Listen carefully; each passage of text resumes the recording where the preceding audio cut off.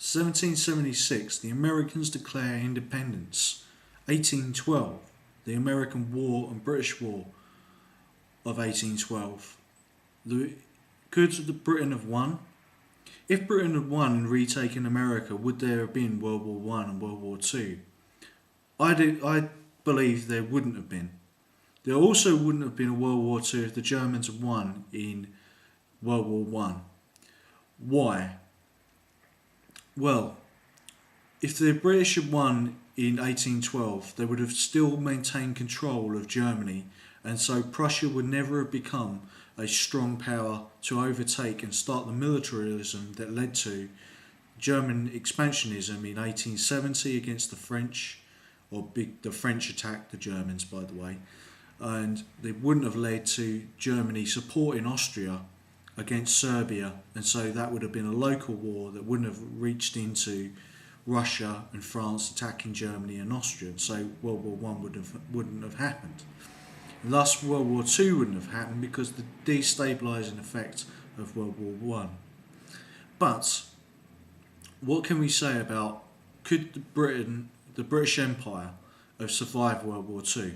Well, you have to make a fundamental choice here about whether Britain would have been a democracy or an empire.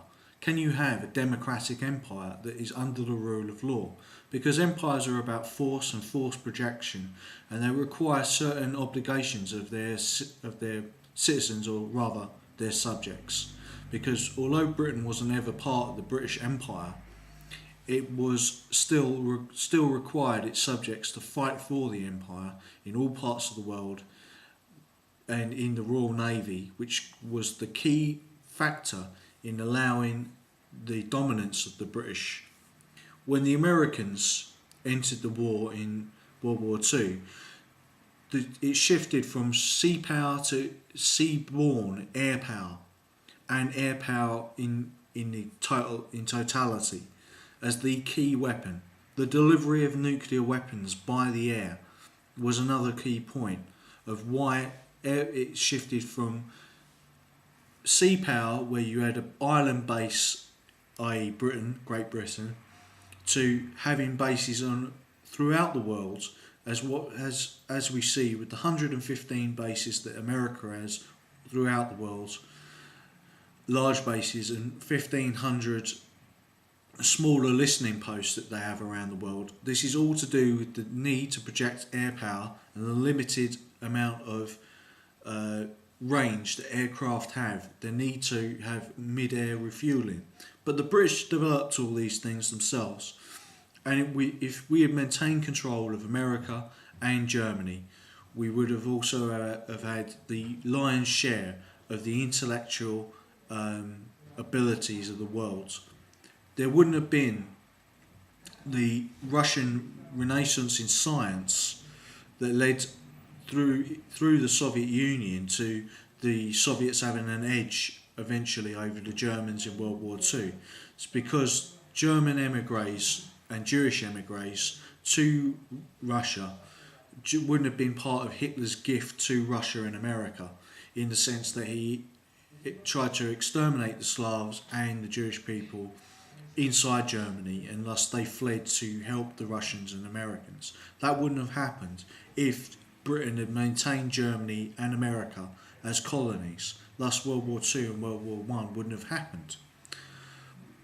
There is arguable whether, seeing that China and India in the 1700s and 1700s and 1800s were the top global powers and rivals to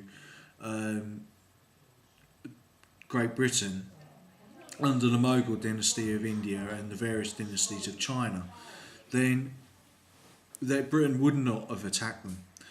In Europe, Britain's only main rival that was left was Holland, and it effectively captured Holland's political elite by having deals with them through the Indonesian oil trade and the dominance of Britain's maritime power.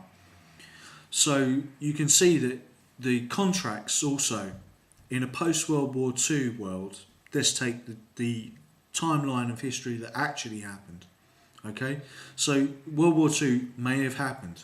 Okay, but Great Britain would still have had a large maritime empire and also be a nuclear power and have been involved in the rebuilding of Europe.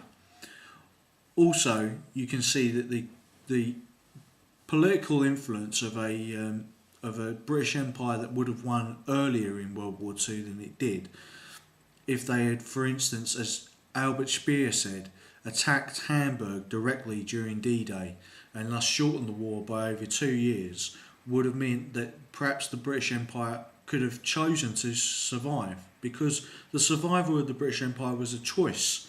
We had to make a choice between being a democracy or being an empire, and you couldn't be both. Empires inherently are unstable and collapse. But if we had attacked Hamburg directly and had taken out the bridges over the Rhine and invaded Germany in the Ruhr Valley, we would have captured Germany's industrial base and thus headed straight on to Berlin, and the Germans would have collapsed. This would have been a decisive victory, but it had to be thought up by a German, Albert Speer, and it was never taken up by the British, even though there were methods and means that he communicated that with them, because he wanted to get rid of Hitler, as many hundreds of thousands of Germans died trying to do.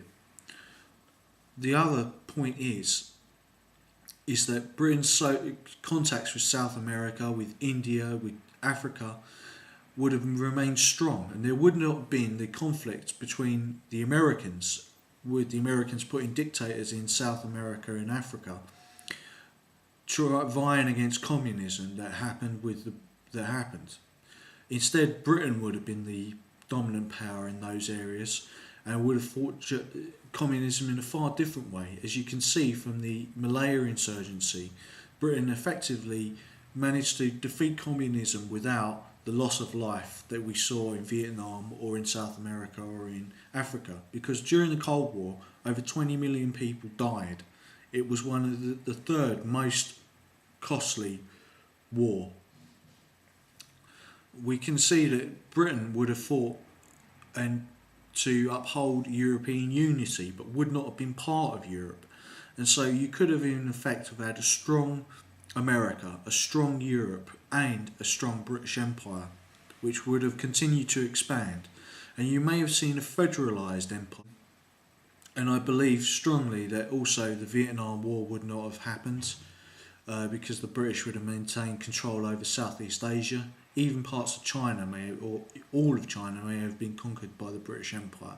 So you would have seen a global empire, and its nature would probably have been multicultural, although I would disagree with that happening, but it would probably be multicultural. And its capital may have even have been in Washington. And I'm taking from this the historical points that the Milner Group were behind the British Empire, the Milner and Rhodes Group, and so that was their plan. Thank you for listening.